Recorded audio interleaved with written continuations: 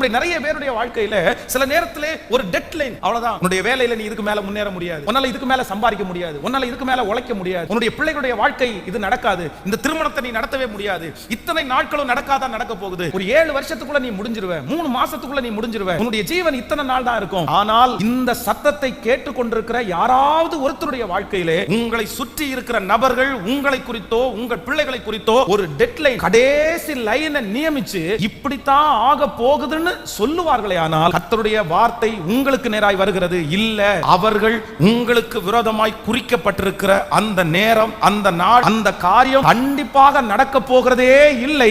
கர்த்தர் அவர்கள் குறித்த அந்த கோட்டை தாண்டி, அந்த சூழ்நிலையை தாண்டி, அந்த வார்த்தைகளை தாண்டி உங்களையும் என்னையும் வளர பண்ணுவதற்கு கர்த்தர் வல்லவராய் இருக்கிறார். உங்களுடைய மனதிலே பாரமா இருக்கலாம், பாஸ்டர் கண்டிப்பாக அவர்கள் அந்த காரியத்தை நியமிச்சிட்டாங்க, இத்தனை நாள் கெடு கொடுத்துட்டாங்க, இத்தனை நாளைக்குள்ள